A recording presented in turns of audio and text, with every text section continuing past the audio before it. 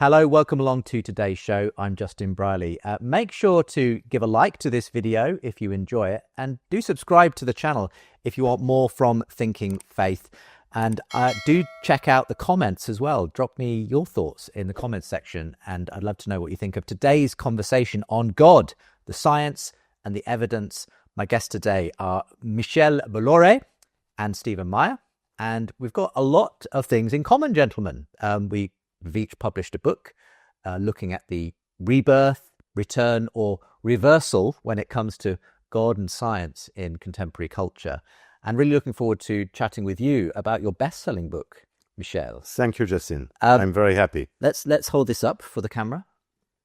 God, the science, the evidence. This has just been published in the English language version. And we're going to talk about why it has become an international bestseller. A little bit about your background. So pleased you're joining us for this conversation as well, Steve. I'm delighted to be here. A similar doorstop of a book, The Return of the God Hypothesis, which has also sold remarkably well, and I think is indicative of the interest there is in the God question when it comes to contemporary science. So thank you both for joining me. Thank you. Let's start with yourself, Michel. You originate from France, as people will be able to tell from the accent. Well, the book itself is nearly 600 pages in length. It is a joint project, as you say, with Olivier. Why did you feel this was the book that you needed to create? Why is this the book that you wanted to put into the hands, firstly, of French people, but now people all over the world? In fact, you see, at the very beginning, we wanted to create a book where ordinary people, like me, in fact, or like many other, perhaps like you, ordinary people, we are just have this question, we are wondering, is there a God or not? Mm-hmm. It's a question, I think, that any reasonable man should really work on it for once in your life, because it's a very important question. So we had in mind that this person could have in one volume all what science and reason can say today about the existence of a creator God. So it's not a book of faith or a book of religion, because we are not interested to know who is God, what he thinks, what he wants, who he is really. We just want to know if there is a creator God. Behind the clock, as the philosophers of the 18th century, we are looking, this universe is a wonderful clock. Behind this clock, is there nothing, or is there a clockmaker? So this book is for everybody, I would say. It's from if you are 17 years old child, or if your mother is 80 years old. It's a book for general public. Yeah. Still, the accuracy is very good. We have 2,853 numbers. The book is on the market in more than 4 years, and there have been no critics about these 2,853 numbers. So the figures are good. Yeah, It's well footnoted. Well footnoted, Yes. absolutely. No, it is incredibly comprehensive as well. And What's also striking about that, I think, Justin, is that you have people from 3 different countries in the West, all countries where there's been a process of secularization occurring over a couple hundred years, and many leading intellectuals, many leading scientists, many philosophers now coming to wonder, was all of that throwing the baby out with the bathwater, religiously speaking, was that premature? Is in fact, there's a rebirth of theistic arguments in philosophy, and the scientific evidence alongside that, I think we think is pointing in a very different direction than people thought in the late 19th century at the kind of height of what scholars call scientific materialism, with figures like Darwin, Marx, and Freud.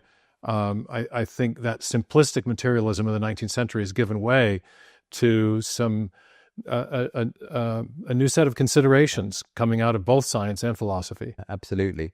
I mean, Michel has used a word that may not be familiar to everyone, but materialism. Right, How would you define that particular? Materialism is the idea or the philosophy that asserts that matter and energy are the thing or are the things from which everything else comes.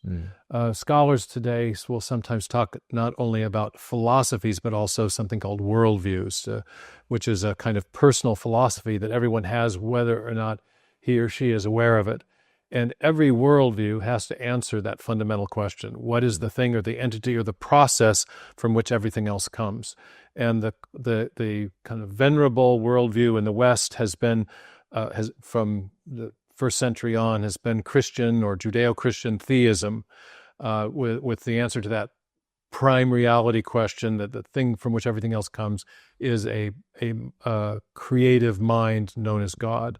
Materialism in the 18th and 19th century came to kind of replace that idea, as at least among elite intellectual circles, and affirmed instead that the fundamental reality is matter and energy, that matter and energy are eternal, self-existent, self-creating, and self-organizing, such that it's not necessary to invoke the idea of a pre-existing mind or creator to explain everything that we see. So this is the worldview, if you like, that has come to dominate modern academia. Many people would, I think, agree that materialism is kind of the default worldview of the intellectual classes, and it dominates the universities, the media, the law schools, the courts. The institutions that shape Western society have, since the late 19th century, been increasingly influenced by that materialistic way of thinking. And yet I think the argument that Michel and Olivia make, and that you're making, that I'm making, John Lennox, others are making, is that the science really no longer supports that worldview. It seemed to in the late 19th century, and it became a kind of default way of thinking, but there is a great reversal taking place. Well, this is one of the key metaphors or images you use in the book. In fact, the way the book is set out, rather remarkably, it has in the inside jacket this great reversal, and it's this idea that from the sort of time of the beginning of the scientific revolution through to the sort of end of the 19th century, largely the progress that was made, the discoveries that were made, seemed to tend in the direction of putting God and science at odds with each other. But that since the beginning of the 20th century onwards, there's actually been a reversal back towards God. Alors, this is an history which is very important to know. I think that everybody should know it. In 1500, at the beginning of Renaissance, 100% of the people in Europe believed in God. There was no question. We could not write and sell a book like this because the question of the existence of God was not a question of the table. Wasn't contested, yes. Voilà. And the Christians in Europe, first they made science, but all the discoveries of science for several centuries seemed to say that it was possible to explain the world without God. There has been 5 shocks. The first shock is a cosmological shock by explaining that we were not at the center of the universe. The Earth was only a small planet revolving around the sun. That was the first shock. The second shock, which is very important after with Newton and Laplace, was to say that there were laws everywhere, universal laws in the universe, and also it was possible to have mathematical equations to represent the solar system and every system, and it was not necessary to have God in it. And then after this, we have Buffon, who explains that the Earth is not 6,000 years old, but million or more. In fact, it's much more. And then after, we have the evolution, which shows that man has not come out of the hands of God directly, but is coming from the evolution. And Lamarck and Darwin will be in Europe a big shock. Yeah. So all this explanation seems to say we don't need God to explain the world. And then the philosopher came all and say there is a good reason. If we don't need God to explain the world, there is a reason for that, is that it does not exist. That is so simple. And after that, so people say, well, probably doesn't exist because we don't need him. But even further, things are going further with Marx and Freud, as you said, because they said not only God does not exist, but additionally, he is a danger, he's toxic. is the opium of the people. If we want to make humanity happy, we must get rid of God and get rid of all religion. And this is when we are in 1900, and all the revolution, atheist revolution, will take their source in all this evolution of the scientific ideas. So in 1900, probably 90% of the intellectual and scientists are atheists. Yes. So we have the revolution in Russia, 1917, Mussolini in Italy in the 20s, Hitler in the 30s, Spain in 36, Mao Zedong in 40 and something. So all the world, voilà. So you see the science, there's this philosophy, downward trend, and the way that you've illustrated it with the book is this idea that there is this trend away from God to materialism as science progresses.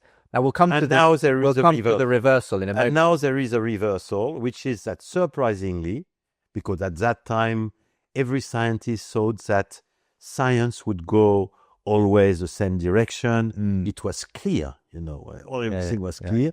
And surprisingly, many discoveries started to say, no, it doesn't work. We cannot explain the world without a creator God. And as Dawkins himself has been quoted, the arch atheist of the modern era, Darwin gave intellectual permission or to be an intellectually fulfilled atheist. Exactly. Yeah, exactly. He saw very much Darwin, the legacy he stood in, as somehow sort of making it possible to no longer have to believe in design, purpose. Exactly. And I think what both Michel and Olivier and I and John Lennox and you and Luke Barnes and many other authors are now seeing, scientists, philosophers, science journalists, there is a reversal taking place, and it is a consequence of scientific discoveries in the 20th and 21st century. Well, let's talk about the reversal then. So having established this, if you like, trajectory away from belief in God, believing that the universe could increasingly be described by natural processes, what changed at the turn of the 20th century? Because you list a number of different things: thermodynamics, quantum mechanics, relativity, Big Bang, mathematics, biology, and fine-tuning. And these are the things that Steve is also talking about. What was some of the key moments, if you like, in the 20th century that started to turn the tide again? So the picture is that at the beginning of the 20th century, I think that more or less 90% of the scientists and philosophers were atheists. So what happened, the discoveries which happened, people have been extremely surprised. Not only surprised, they have been upset. And there is a full chapter in our book explaining how the scientists have been put in jail or encamped or killed, especially in Germany and in Russia, because their scientific views were showing that a God was necessary. And for the atheist regimes like Hitler or Stalin or the other, it was just unacceptable. So, as I mentioned, there were 5 shocks against the Christian, except that it didn't prove anything, in fact. So there has been 5 shocks again. And the first one, which is, in my opinion, one of the strongest, is the invention of a new science, thermodynamics. And thermodynamics is a science which the name is not perhaps very well known, but it is extremely simple, because the principle of thermodynamics was that everything wears out, everything has an end, everything is going to its death. For example, in the past, people thought that the sun would be eternal, like universe and everything. Now we know that the sun, with just only 4 billion years, in 5 billion years will be finished, dead, cold and black. And all the solar system will be destroyed because of that. And after the sun, all the other stars. So our universe, our present universe, is going to its death. This is what is called the thermal death on universe. Yes, the heat death. Thermal death or heat death of the universe. And the technical word for this is entropy. It's this entropy, idea, but it's a complicated word. But it's this is idea why that everything tends towards disorder. Disorder is growing. Yes, and in a sense, our moment of order and complexity here on Earth is but a moment, and if you like, the assumption is that one day the universe, our solar system, everything will run out of usable energy. It was so shocking that a Nobel Prize like Arrhenius said, I refuse to believe in thermodynamics, because this means that there would be a beginning. It would mean that there is a God. And Arrhenius was an atheist. Now, just take us through that. But he was not the only one. Einstein, at the beginning, refused thermodynamics. And then he changed his mind. And he said, thermodynamics is the most important law ever been in the world. So, but it's just, thermodynamics started in the middle of the 19th century. It has been fully accepted in 1920 only. So it took 70 years to accept a new science. Now, just explain the connection here, though, because how does the second law of thermodynamics, this idea that everything tends towards disorder, how does that point towards a beginning of things? Very simple. Let's use an analogy.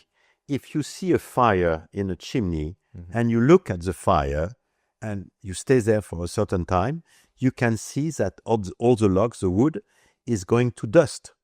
And you can see with your watch and say, in 2 hours, if I can see how it is, in 2 hours, this fire in the chimney will be finished. That's the first conclusion. And it is true, because everything wears out.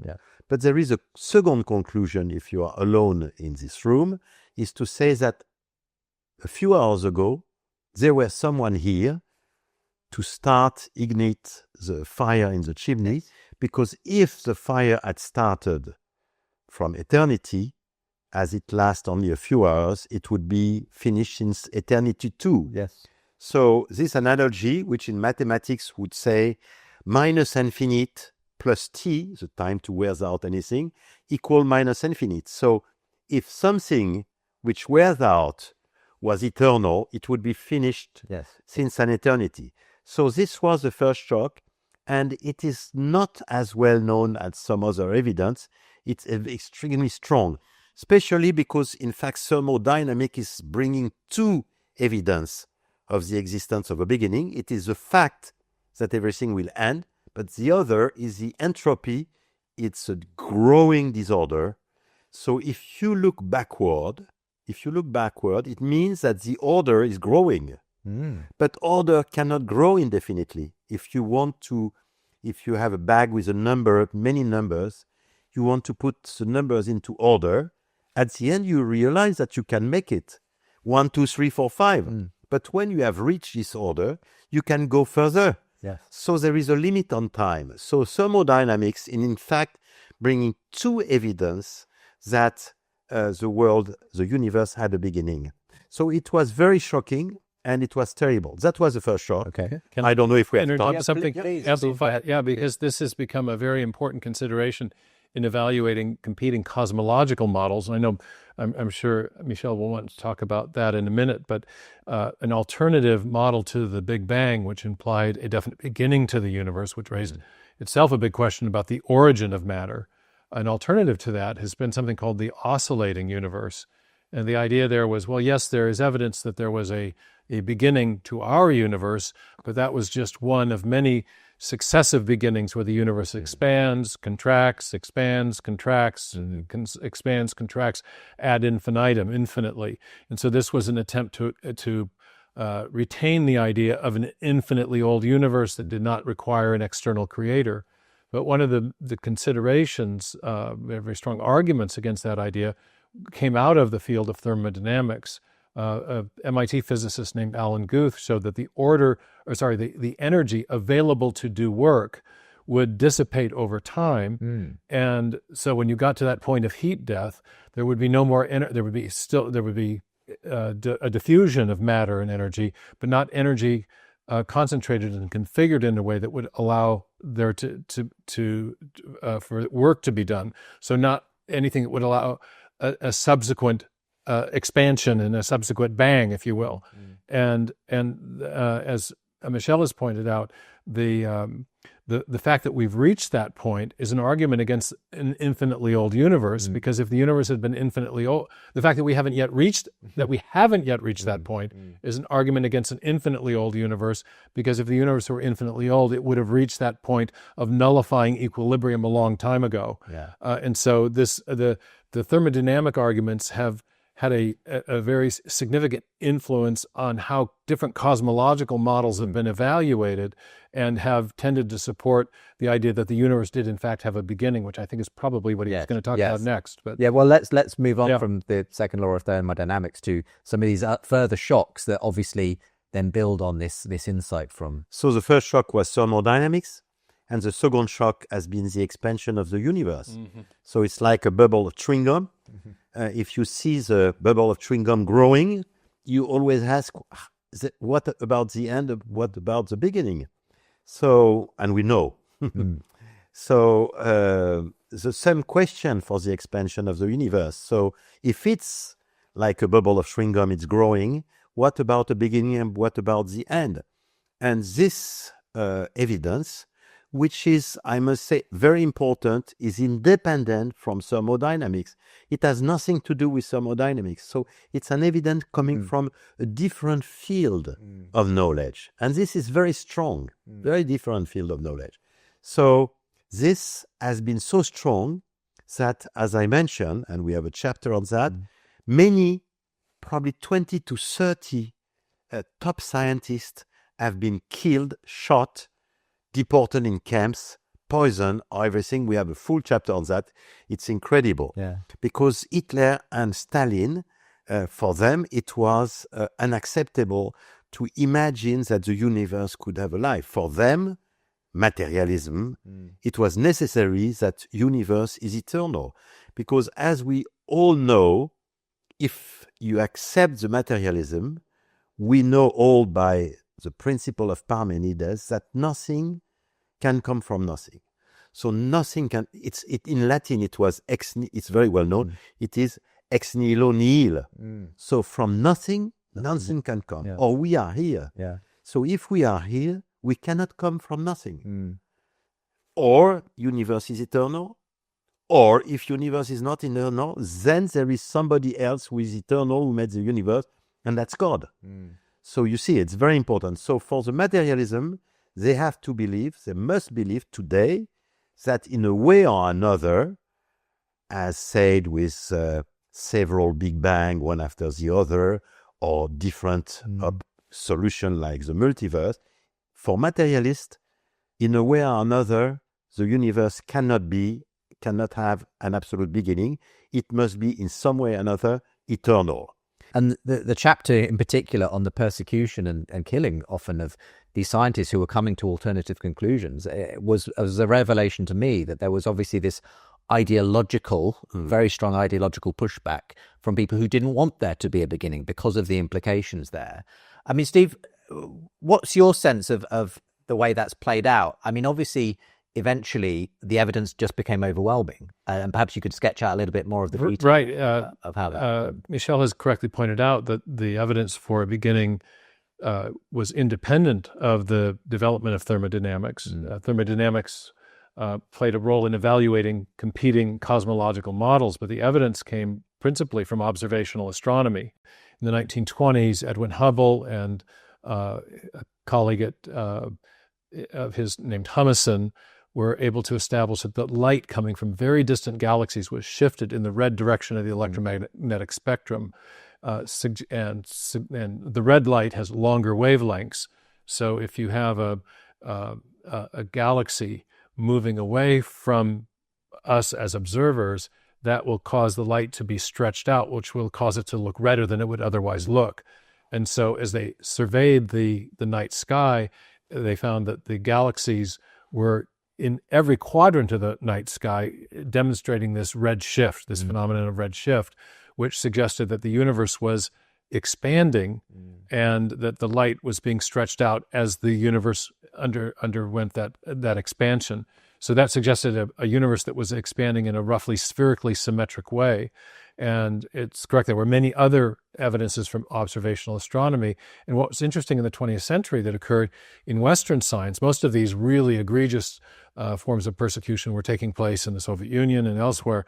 But in Western science, you had repeated attempts to find another way to explain that expansion without invoking a beginning. So first there was the steady state cosmology of Fred Hoyle, then there was the oscillating universe idea that I spoke about a minute ago, and now there are cosmologists even today attempting to formulate new cosmological models that try to circumvent the really clear testimony of observational astronomy, suggesting that you have a beginning point you have an expanding universe outward from the beginning. It's the best way of accounting for the evidence that we have. And so you've had this kind of repeated push-pull in the world of cosmology between the affirmation of a beginning and a subsequent expansion, and theories that would try to explain that expansion some other way that would retain the idea of an infinite universe. But what I have noticed is that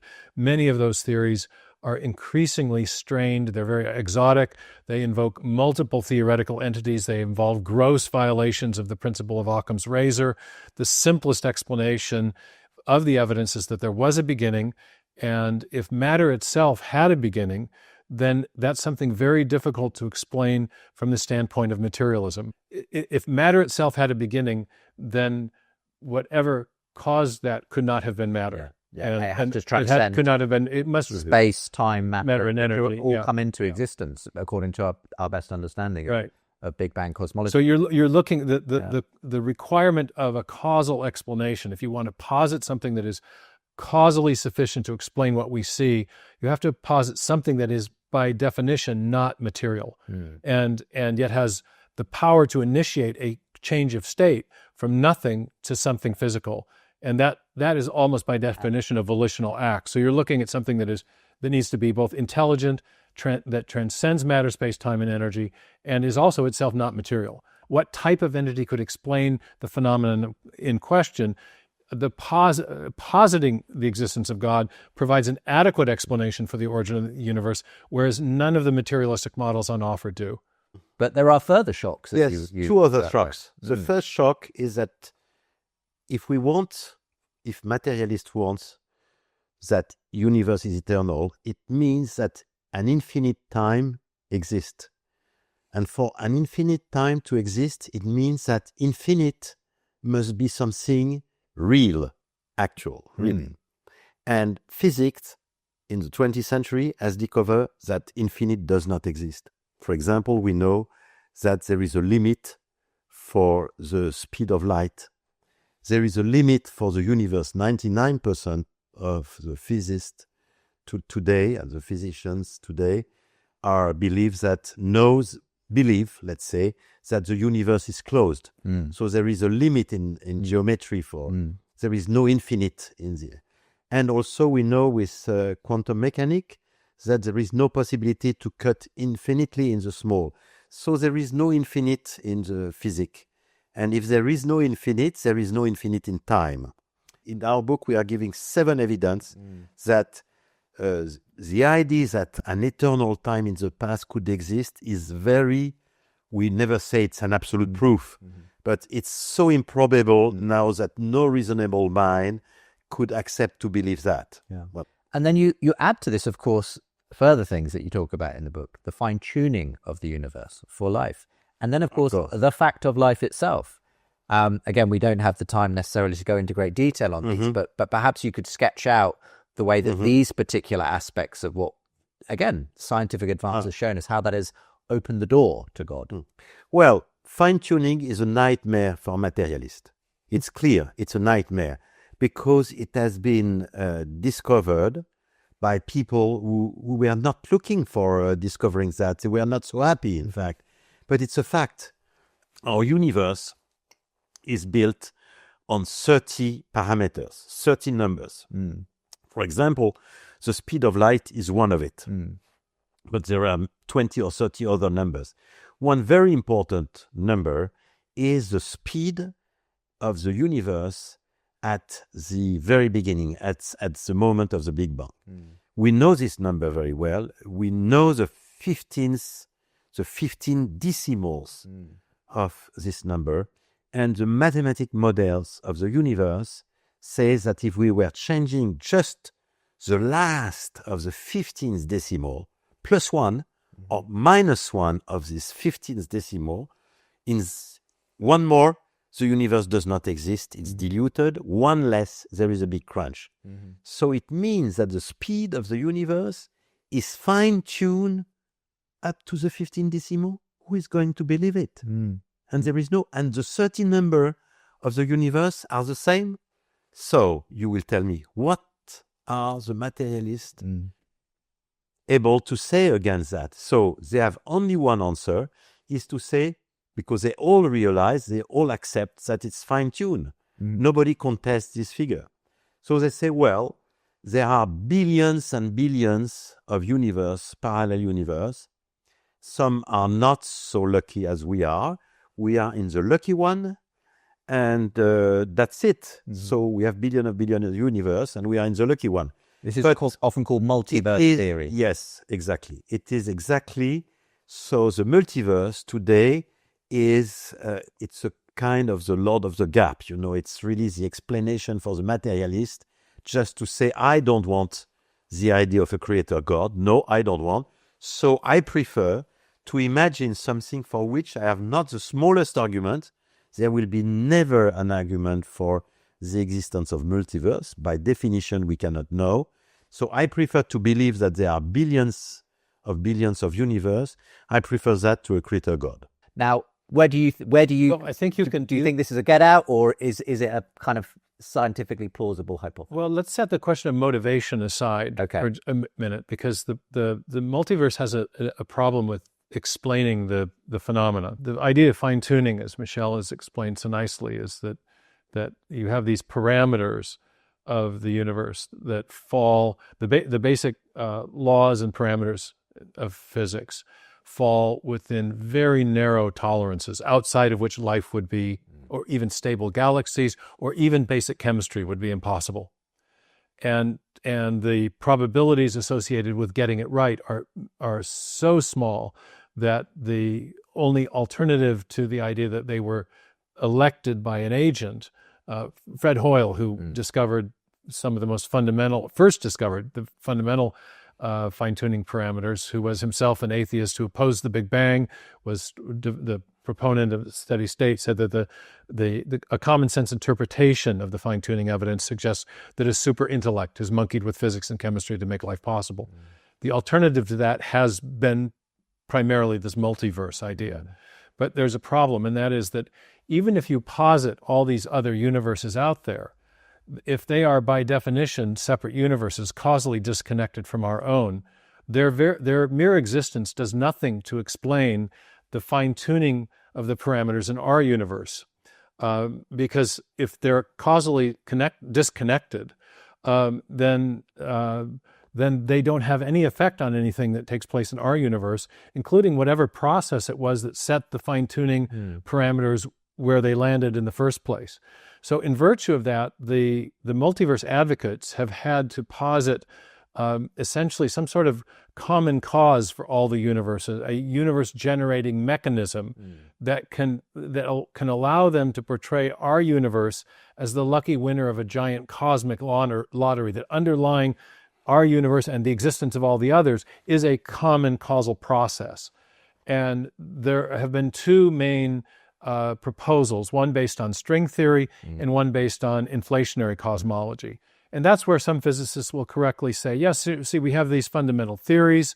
String theory is a fundamental theory of physics. Inflationary cosmology is a fundamental idea about the way in which the universe is expanding, a cosmological theory. And we could interpret those theories in such a way to imply that there are these other universes.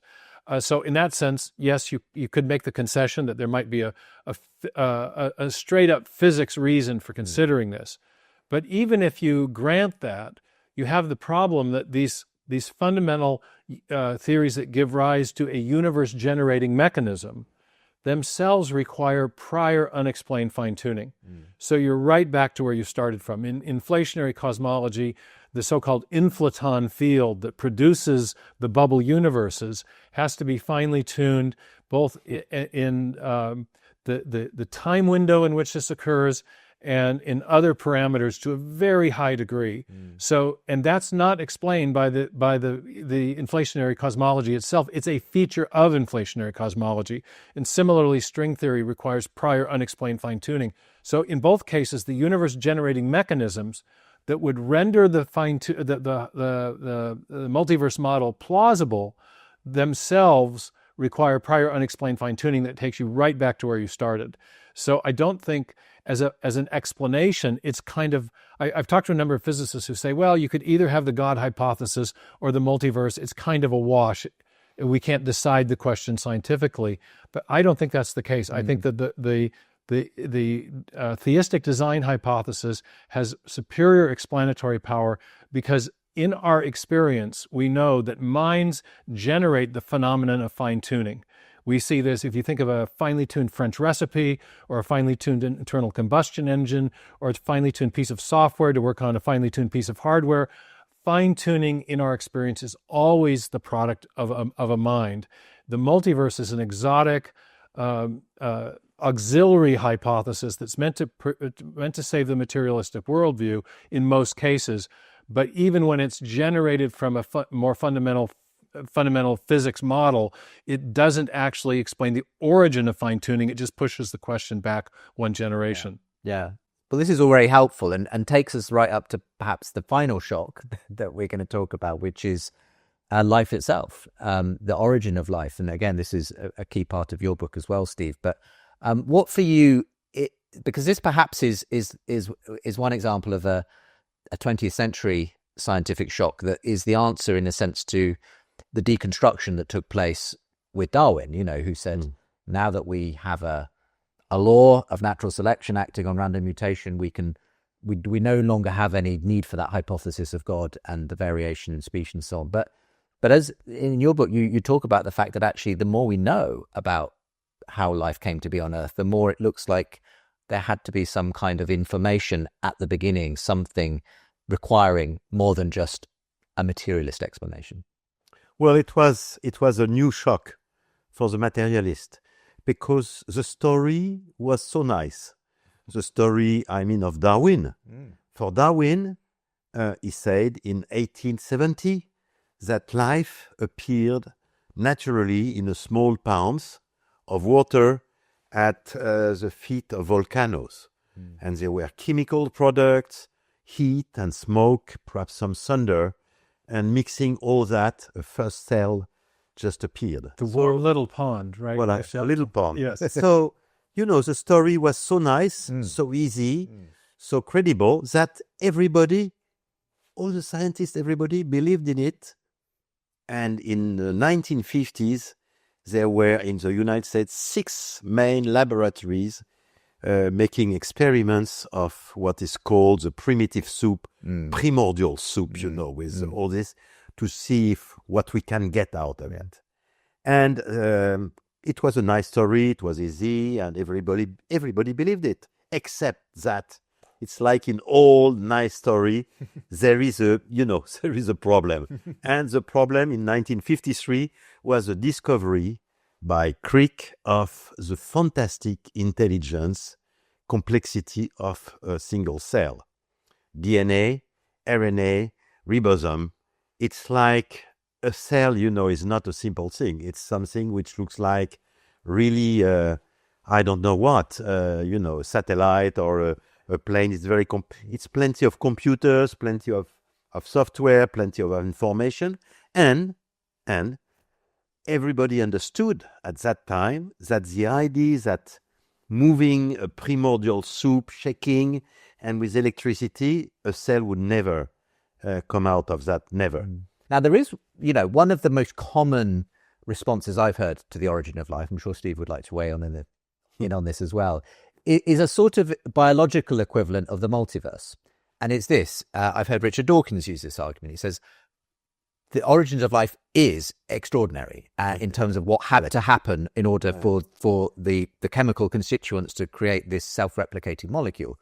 Nonetheless, we live in an incredibly large universe with, so many planets potentially orbiting, stars in life-giving circumstances that, yes, although this is extremely unlikely, the mathematical odds make it possible that we happen to be one of those very unique planets where it happened, perhaps only once in the universe.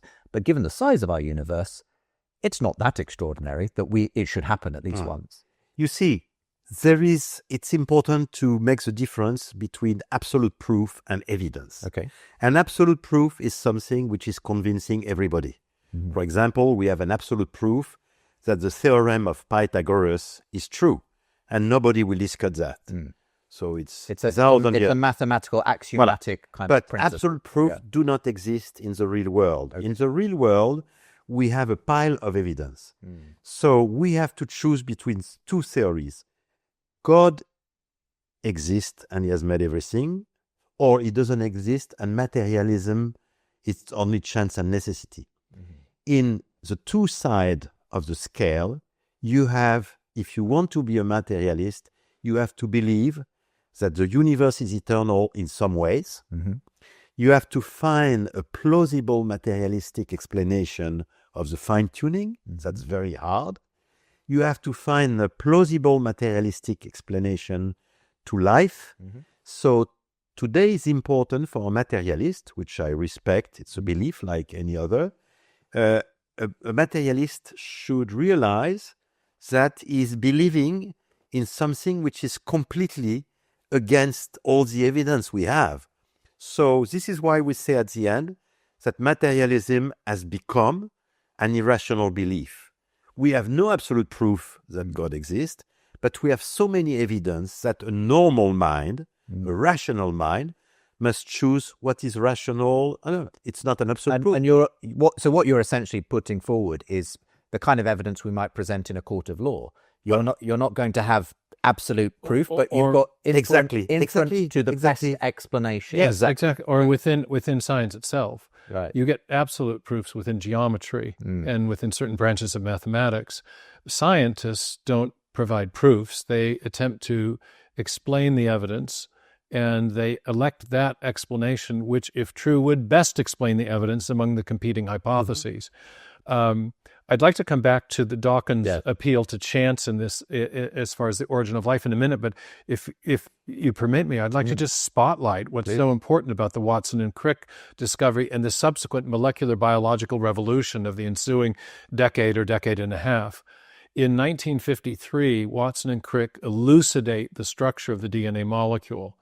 In 58, Crick, working on his own, formulates what he calls the sequence hypothesis, and he realizes that along the interior of the twisting helix of DNA that we all learn about are four chemical constituents called bases or nucleotide bases that are functioning like alphabetic characters in a written language or digital characters, the zeros and ones in a section of software. In fact, one of the physicists at the time, George Gamow, said that the DNA has an uncanny resemblance to a digital bit string. And Crick realized what the string was doing. It was providing information for directing the construction of the proteins and protein machines that are necessary to keep even the simplest cells alive. And so this raised a fundamental question that really had not been appreciated prior to that time by people trying to explain the origin of life, which is, where does all that information come from? Bill Gates, our local hero in the Seattle area, where I'm from in the United States, DNA is like a software program, only much more complex than any we've ever written. Well, we know from our uniform and repeated experience, which is the basis of all scientific reasoning, that software comes from programmers. In fact, information, especially in a digital or alphabetic form, always arises from an intelligent source, whether we're talking about a hieroglyphic inscription or a paragraph in a book or the information embedded in a radio signal. If you trace information back to its source, what we know is it always comes from a mind, not an undirected material process. So there's a strong experiential basis, evidential basis, as Michel has said, for the inference to an intelligent designer is the best explanation for the information necessary to build a cell. Now, contrary to that, people have proposed other materialistic explanations. And the one that Dawkins cited, the appeal to chance, has now been universally rejected by scientists working on the origin of life problem, so-called origin of life researchers. I did my PhD on origin of life biology, and I have an extensive section in my book, Signature in the Cell, about the different approaches to origin of life research. The chance-only approach has been rejected because when you run the numbers, even if you take into account every event that has taken place from the Big Bang till now, where an event is defined as an interaction between elementary particles, there are not nearly enough events to search the space of possible combinations of the constituent parts of the important information-bearing biomolecules to render the chance hypothesis reasonably plausible. And leading origin of life researchers have therefore simply just rejected the chance approach. They've looked for other models, things like the RNA world, things like self-organizational scenarios, but those models too end up having big problems, especially when they encounter the problem of the origin of information. And so I detail that in my work, Signature in the Cell, my first book. But what's really interesting is what Michel mentioned, is that now, just like in the area of physics, it's the scientific materialists, the scientific atheists, who are electing for very exotic hypotheses. You've got the multiverse trying to explain the fine-tuning, and people are now serious figures like Dawkins and like Francis Crick have proposed the idea that maybe what we're looking at is evidence of a designing intelligence, yes, but one that is located someplace out in space. This is the so-called panspermia hypothesis.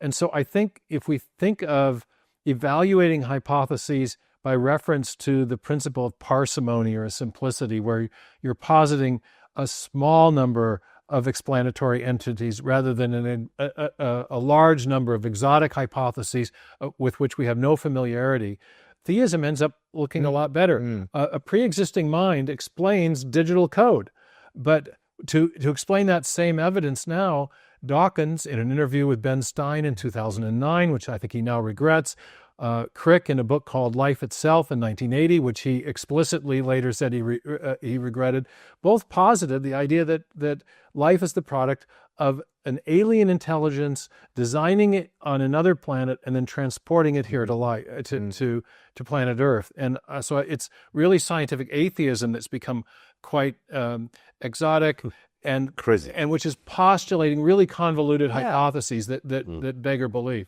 Well, this brings us back to where we began, which is the Great Reversal. Yeah. So we've really helpfully sketched some of the shocks that took place that sort of put God into question. Some of these further shocks in the 20th century that have put God back in contention, and yet there is this irony that, if you like, it was Christians who were the pioneers of the scientific revolution, but that led to this secularization of the scientific academy. Now it's atheists, non-Christians, who have been essentially discovering these scientific aspects of our universe that point back towards God. Do you have any hope, in a sense, that there will be an openness among the scientific community to the God explanation? It feels at the moment as though in so many places people are very wary of ever opening the door to a non-physical explanations of our physical universe. Well, the question you ask is linked to the fact that the question of the existence of God is not only a question of science and reason, it's unfortunately also a passionate question. That's the problem. If it was not a passionate question, I think that everybody would agree that there is a supermind who has created the world. But it's a passionate question, and we understand very well why. It's because for many people, the existence of a creator God is, in their mind, the risk of a reduction and limitation of their freedom. This is permitted, this is not permitted, this is lawful, this is not lawful. That's reduction of freedom, and also the risk of a judgment. What you did was not good. So for many people, the idea of a creator God is, for them, probably they are wrong, but it doesn't matter. It's not the question today. It's the fact that they don't want it because it's a change in their life. If you compare just, I don't know if you have 1 minute, two questions which are almost identical, which is, do aliens exist? Do Martians exist? And do God exist? The question is the same. It is a question to know if a person we have never seen exists or not. Mm-hmm. If you talk now of Martians, everybody is happy and discussing nicely if Martians, and countries are allied to send rockets and satellites to know if there are some Martian. And they say if they exist, that's wonderful. Probably they know a lot of things. And if they don't exist, it's too bad. But when it is a question of a creator God, which is what? Just an alien in much more intelligent, then you have everybody is like this. So we understand that we understand that the question of the evolution of science on philosophy and politics and faith will be slow because it's a passionate question. However, in our book we are giving some surveys, very important surveys about who believes what. And in a Pew Research Center survey, which has been made recently, we can see that in the US, a little more than 51% of the scientists, more than PhD, believes in God. But in the young people, the percentage is much higher. So I would say that there is some hope. Yes. And the fact that there's such an interest in the book, I think it is a testament to the fact that people are not satisfied perhaps with this materialist, scientific view, not just of science, but of all of life, that ultimately life is meaningless. There's no ultimate purpose. I think people are looking for more. And the story they've been told from the Scientific Academy, that you're really just the result of an unpurposed, unguided process. I don't think people can live with that for very long in a culture before they start to feel like this doesn't make sense of me. Nothing can mean anything to a planet or to a rock or to an atom or an elementary particle. Things only mean things to persons. And yet the materialistic worldview says that the universe is approaching a heat death, that we will all die. There will be at the end no persons. And on that worldview, there can't be any lasting or enduring meaning. So this always, for me, brings to mind the maxim of the French existentialist philosopher Sartre, who said that without an infinite reference point, nothing finite can have any meaning. And we've been told that that picture of the universe that started from undirected material processes and will end in a meaningless heat death is the true picture. But I think what we're seeing across a range of disciplines is that there's evidence for a creative mind behind the universe. And I like the way Michel put it, that we don't provide proof, but rather we provide as you put it, an inference to the best explanation. And when we see what the materialists are forced to invoke, there's a whole range, as you and I will talk about later in another conversation, a whole range of these something from nothing cosmologies that are beset with different degrees of incoherence as opposed to the God hypothesis. When you look at the fine-tuning argument and you compare the explanatory power of the theistic design hypothesis to the multiverse, which, as we've said, just pushes the fine-tuning question one step back and never explains it, or when we compare the intelligent design hypothesis to the things that are on offer in origin of life research, there's a superior explanatory power across the board. And so, whereas you don't get something like a 100% proof like in geometry, you get something that's pretty compelling to most people when you lay out the evidence. And so I think there is a shift. It's already happening. We're seeing it in the enthusiasm, especially among younger scientists. We have summer programs when we do at Cambridge every summer now. And we're just attracting a lot of young scientific talent. People are interested in looking at life differently. It even has positive benefits for how you do science. If you're looking at the cell as a design system, as opposed to something that was cobbled bottom up by undirected processes, then you have a whole range of experience that we have as designers that lead us to make certain kinds of predictions that are turning out to be true about the way life in the cell works. So it has a positive benefit for scientific research to look at life as a design system because it seems to match the way life was put together. So I'm seeing a shift happening already. Right. That's very interesting to hear that and encouraging in so many ways. But you don't stop there because in some ways, simply getting to the point of the plausibility of a creator is one thing. The natural next question is, has that God made himself known to us in any way. And you actually go on in the second half of the book to talk about the evidence for Christ, the Bible, and so on. Because for you, this is part of a bigger picture, I assume. The real goal of our book, as I mentioned at the very beginning, is that we wished that an ordinary person, like me, I think, could have in one volume, me or my wife or my children or my family, could have in one volume all what science and reason could say about the existence of God. So I said science, but science and reason. So there can be only one thing is true. Only one thing is true. If God exists, science, philosophy, and every other fields must go in the same direction. You cannot imagine that science will say God exists and philosophy says God does not exist. Or you cannot imagine that philosophy will say God exists and science does not exist. That doesn't work. So there is only one truth. So all fields must converge to the same answer. So for us, and this is one of the originality of our book, is that we want to cover not only science. We have 2 or 3 chapters about philosophy, because it's very important. And we have some about history and historical enigmas.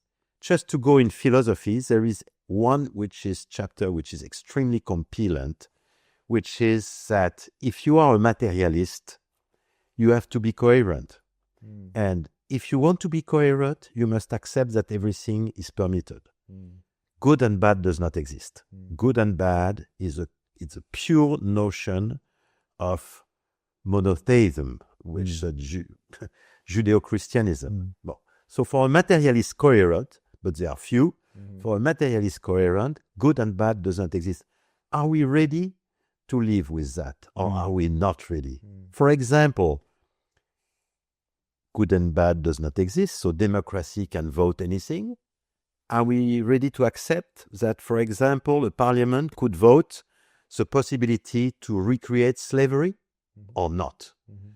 To kill the children of the Jewish or not? If you are a real materialist, as Dostoevsky used to say in his very famous book, The Brother Karamazov, if God does not exist, everything is permitted.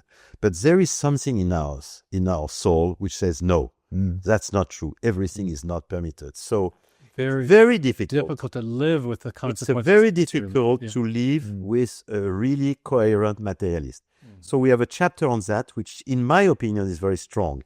And then after, we have to explain some enigmas. So we have 1 or 2 chapters about the Bible, just to answer and to show to people, we probably don't have time, that the Bible in terms of cosmology is really very good.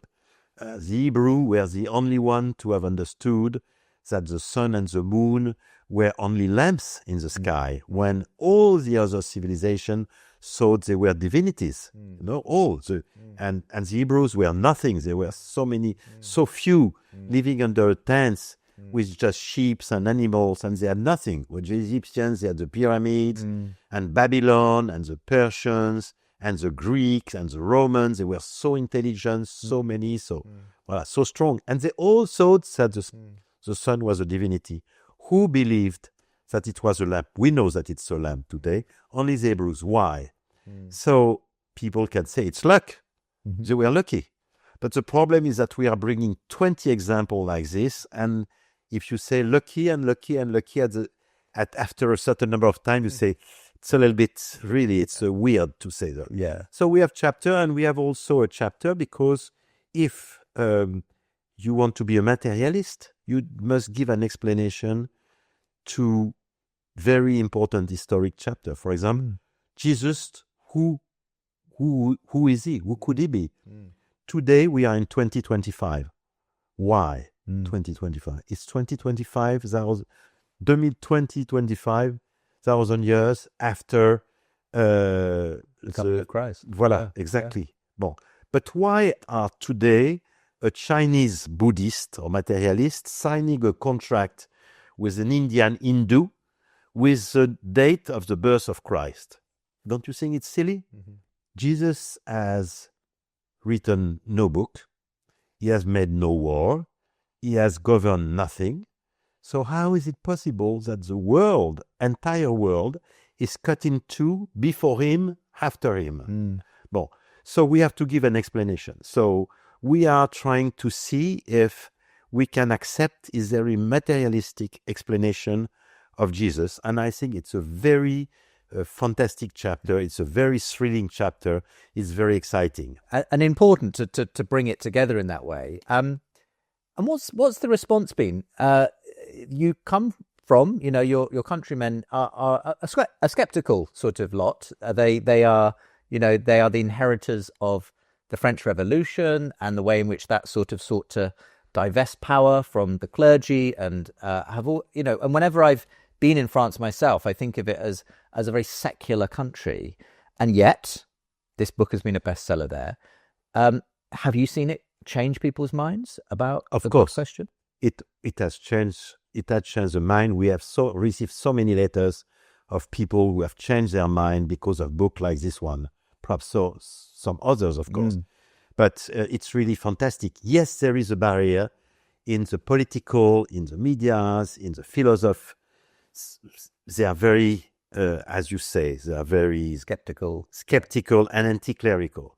But below that, the real people, today, there is a real hunger to know. Finally, to know what? To know what? Are we nothing? Just the result of chance and necessity? And then there is nothing? What can we do? Just eat, drink, and dance, because there is no future. Or are we more than that? Are we perhaps much more than that? This is a question we want to answer in this book. I imagine you're seeing a similar kind of hunger rising in your experience as well. Well, very much so. It's interesting, too, that so many both of us have had Nobel Prize-winning scientists endorse the books. There were, I think, 7 or 8 full professors of science who held endowed chairs that endorsed mine. Many more endorsements for Michel and Olivier.